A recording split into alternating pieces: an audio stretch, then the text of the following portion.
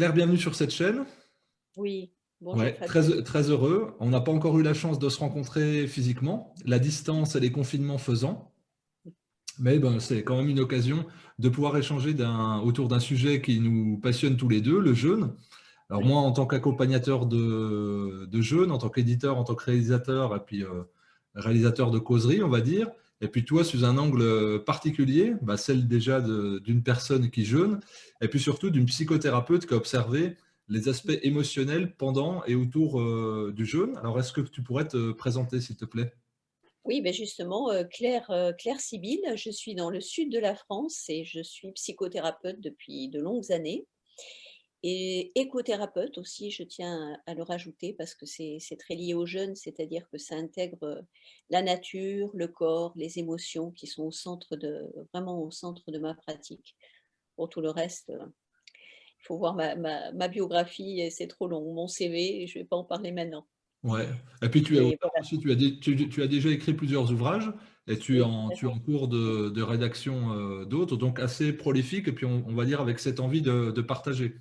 tout à fait, oui. Alors, on avait eu des premiers échanges bah, il y a un an tout pile, en novembre, je me souviens, j'étais en tournée de projection dans le sud, et puis tu m'avais contacté parce que tu avais édité une première version de ton livre, Le jeûne, une thérapie des émotions, et puis bah, tu souhaitais un éditeur pour sortir de l'auto-édition, pour avoir à la fois un éventuel regard critique sur une nouvelle construction du livre, et puis aussi bah, une diffusion plus large auprès d'un public qui ne soit pas que le tien. Tout à fait. Ok, Oui, alors moi je suis très...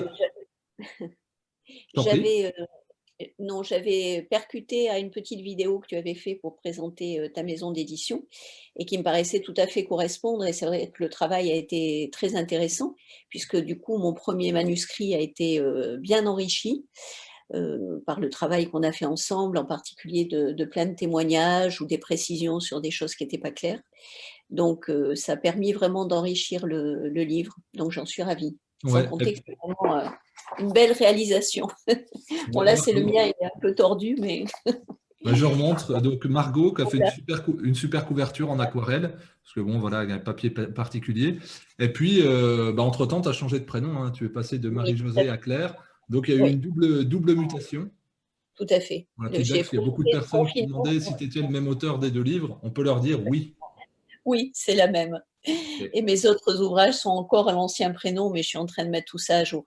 C'est vrai que j'ai profité du confinement pour faire, la rupture avec, c'est un projet que j'avais depuis, 10 ans, 15 ans, 20 ans, mais c'est toujours compliqué et là, ça fait partie des fruits du confinement. J'en suis ravie. Bah, Je suis super. très Alors, on heureuse va d'avoir rentrer dans le vif du sujet. Pourquoi tu t'es intéressé aux émotions dans le jaune? d'abord parce que je m'intéresse aux émotions tout le temps et partout. C'est vraiment la clé de mon travail et je trouve que c'est encore beaucoup trop peu valorisé dans la santé à la fois psychique, et physique, surtout dans un pays ultra rationaliste et cartésien comme la France.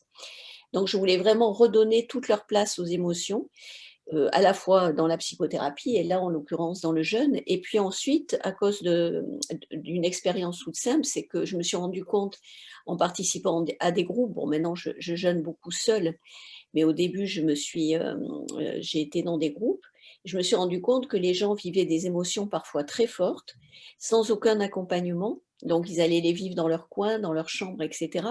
Alors ça peut passer ou ça peut ne pas passer, hein, ça dépend des traumatismes qui sont touchés et ça me semblait important d'en parler. Alors bien sûr, il y a aussi, beaucoup de démarches qui permettent de carrément squeezer les émotions pendant le jeûne en se concentrant sur l'aspect, physiologique et c'est une Hmm. possibilité que font certains et où arrivent certains. Moi, je sais que personnellement, j'y arriverai pas, mais certaines personnes qui sont plus dans l'évitement émotionnel peuvent y arriver. Ça ne veut pas dire qu'elles ont pas d'émotions, ça veut dire qu'elles les mettent, en sommeil le temps de cette expérience. Alors, Mais c'est bon, super, c'est super que tu rebondisses là-dessus, parce que c'est vrai qu'on appréhende beaucoup le jeûne de manière physiologique, biologique, symptomatique. On communique essentiellement là-dessus, c'est vrai. mmh, Moi, j'ai entrepris le jeûne au départ pour des aspects plutôt émotionnels, on va dire, et je greffe tout le temps cela sur mes stages. Mais c'est vrai que dans toute la communication qu'on voit autour du jeûne, on va parler de détoxination, de régénération oui, cellulaire, d'autophagie, d'urine, de transpiration, de poids, de pulsation, etc. Mais rarement dire ce qui remonte. Et puis, il y a aussi tous les comportements alimentaires avant, après le jeûne, et puis aussi le lien à la nourriture qui souvent émerge pendant le jeûne. Alors, toi, c'est vrai que c'est quelque chose que tu travailles beaucoup en cabinet. Oui. Et je trouve que ton livre, il apporte un éclairage qui est superbe dessus. Déjà 2 témoignages, puis en plus on va dire, de praticienne. Est-ce que tu pourrais développer un petit peu? Oui, alors, tu veux que je développe quoi Disons que exactement? cet aspect-là, les 2 questions, c'est de dire pourquoi les émotions sont si peu valorisées dans le jeu. Alors, tu as donné une petite approche en disant qu'on était très matérialiste, par exemple, en France. Et puis aussi, pourquoi c'est capital de s'y intéresser, parce qu'on a un rapport à la nourriture qui est forcément alourdi par la gestion ou la non-gestion de nos émotions. Donc, je vais juste reprendre un petit peu en arrière, effectivement, pour reprendre la première question. C'est vrai que moi, je trouve qu'autant dans la psychothérapie qui souffre du même problème que de la médecine, que du jeûne, on a une approche qui est peu complexe. Alors moi, j'essaye vraiment de développer une approche complexe, c'est-à-dire par exemple, dans le jeûne, on bascule souvent de l'approche physique à l'approche spirituelle, entre guillemets, sans trop dire ce qu'on entend d'ailleurs par ce terme, ou religieux évidemment, avec le ramadan ou le carême, alors que les émotions sont au cœur. Et au cœur, c'est ce qui permet vraiment de relier le corps, l'esprit, l'âme. Dans un courrier, tu me disais pourquoi les émotions sont aussi cruciales. C'est vraiment ça, hein, c'est la croix, cruciale, ça veut dire la croix. Et les émotions sont vraiment au cœur et permettent de faire le lien et de comprendre, par exemple, que si on a une expérience spirituelle, c'est à mettre en lien avec sa vie intime et avec son corps et pas du tout à le couper et à considérer que la spiritualité, c'est je sais pas quoi, un truc qui plane là-haut et qui est pas du tout en lien avec le corps et les émotions, comme peuvent le vivre encore certains. Donc les émotions, c'est vraiment ça, c'est un point absolument crucial. Il faut quand même comprendre que l'émotion nous permet une adaptation permanente à notre environnement et dans le jeûne, l'environnement bouge énormément, surtout évidemment chez les personnes qui découvrent le jeûne. Ils se retrouvent confrontés à des choses, des épreuves, des choses extrêmement compliquées à affronter. Donc si on met de côté ce que ça provoque au niveau émotionnel, c'est vraiment non seulement dommage, parfois dangereux, rarement quand même, parce qu'il y a souvent des encadrements qui sont suffisamment solides, au moins pour stopper le phénomène, mais en tout cas très dommage, hein, parce qu'on contacte dans le jeûne des émotions, de la même manière qu'on dit qu'on contacte des maladies physiques qui sont enfouies depuis des années et qui vont être guéries, c'est pareil au niveau émotionnel. Je donne plein d'exemples de ça dans le livre et j'explique pourquoi c'est comme ça.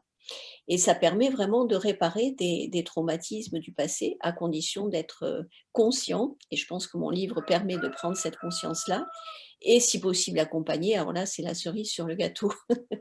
Mais ça, c'est Alors, pas il y a une chose qui est très importante dans ce que tu dis, c'est que tu dis, ben, ça peut être une invitation pour le néophyte à considérer le jeûne autrement, mais moi je dirais que pour encadrer des jeunes depuis des années maintenant, puis des centaines et des centaines de personnes, moi évidemment cet aspect émotionnel il est au cœur de ma pratique, d'autant plus que j'encadre avec une personne qui est formée en analyse transactionnelle et en thérapie brève, comme la méthode Tipeee, que tu connais évidemment. D'ailleurs, tu abordes les thérapies brèves dans ton livre, le MDR, etc. Euh, et donc, il y a des gens qui ont l'expérience du jeûne depuis 10, 15, 20, voire même 30 ans, qui viennent, qui me disent, mais j'ai l'impression de jeûner pour la première fois. Parce que justement, il y a tout cet univers inconnu, et puis qui se disent, mais en fait, le jeûne, c'est surtout ça. Et puis, il y a tellement une inhibition, je dirais même, quand voilà. les gens sont très matérialistes, je leur dis, mais intéresse-toi aux émotions, parce qu'elles sont tellement puissantes qu'elles peuvent bloquer ta détoxification. Comme tu l'as dit, on peut mettre les émotions de côté puis se concentrer sur la physiologie, mais à l'inverse, quand on est bien dans son corps puis qu'on travaille les émotions, là, on voit un effet largement amplifié au niveau physiologique. Donc, Bien même sûr, pour le jeûneur expérimenté, c'est encore une expérience incroyable. tout à fait. Tout à Alors fait, toi, j'ai eu une expérience, oui, que je cite dans le livre qui me fait écho à ça. Une personne qui découvrait vraiment pour la première fois les émotions dans le jeûne.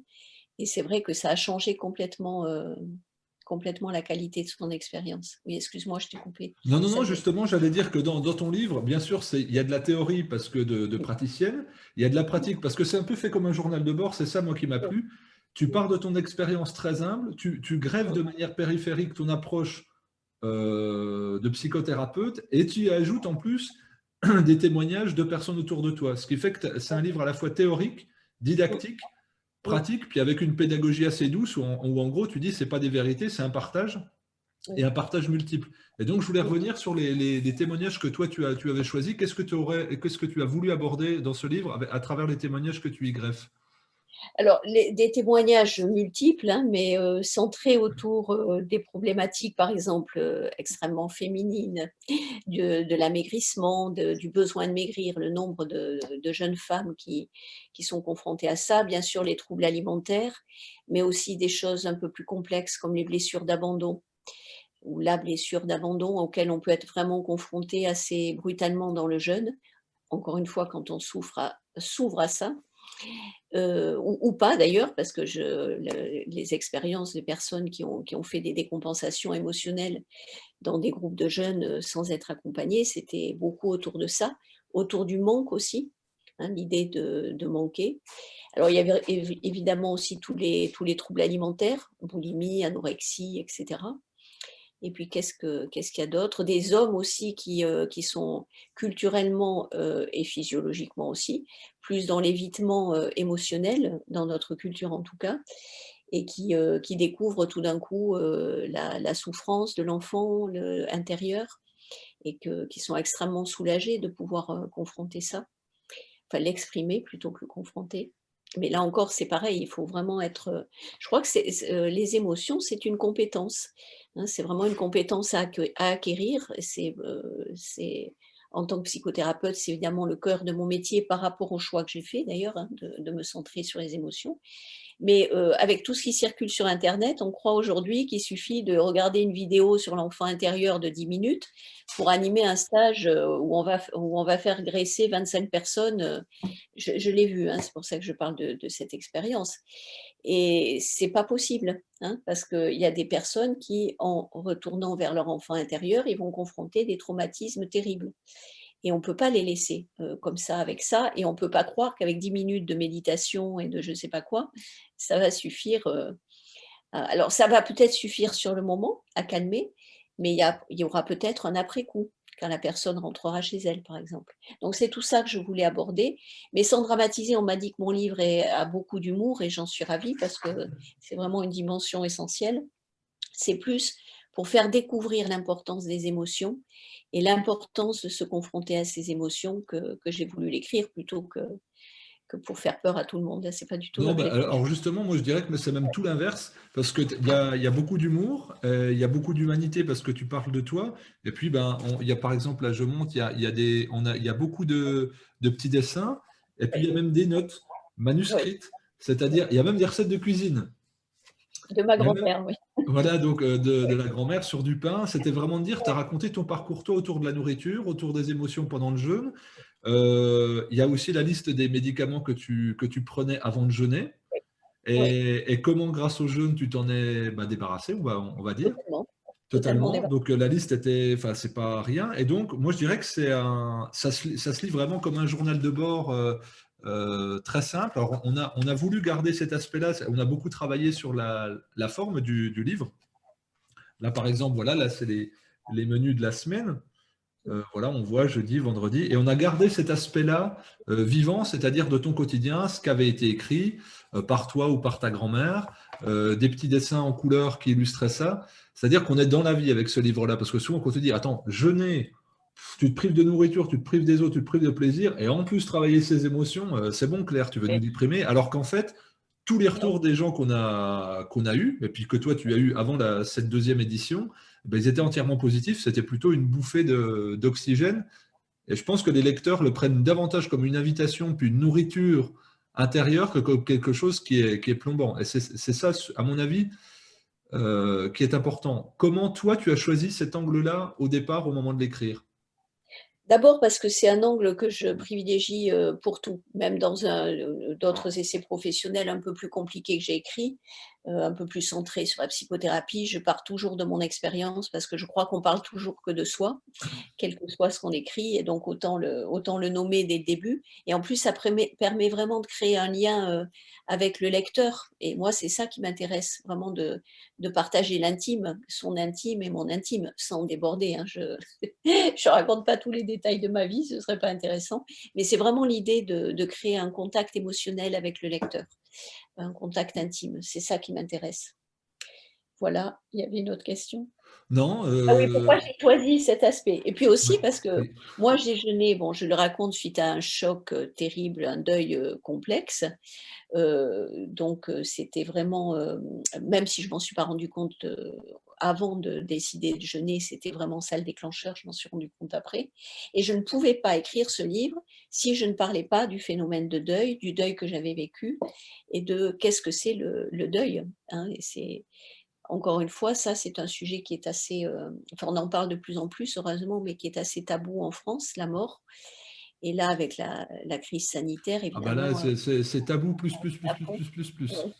ouais, oui.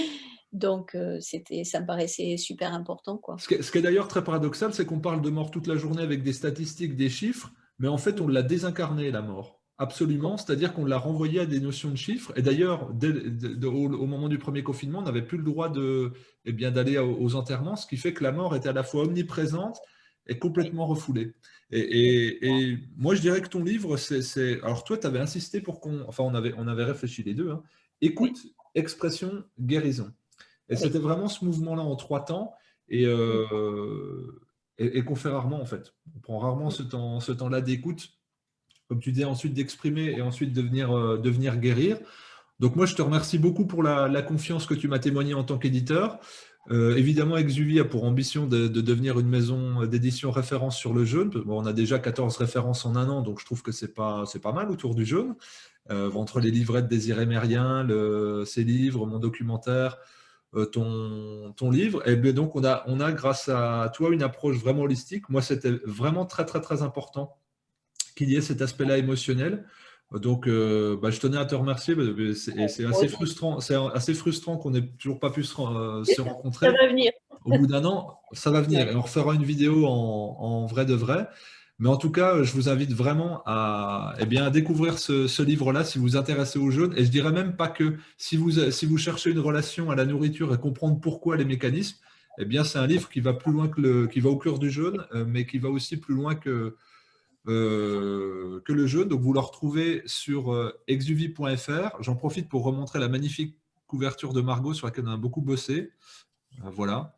Ben Qui est non, une aquarelle, oui. hein, qu'on a créée pour l'occasion. Mmh. Est-ce que tu veux rajouter un dernier mot, Claire? Pas du tout. Je te remercie beaucoup de cet échange et j'espère qu'il sera suivi d'autres et voilà. Bien sûr, Et eh ben, bien sûr. Moi, j'attends qu'on se rencontre désormais. Je te remercie beaucoup pour cet échange, la disponibilité. Et puis, je te dis à très vite pour échanger autour du jaune ou d'autres choses parce que bah, je sais que tu as d'autres livres projet, dans les cartons. voilà, c'est ça. À très bientôt. À bientôt.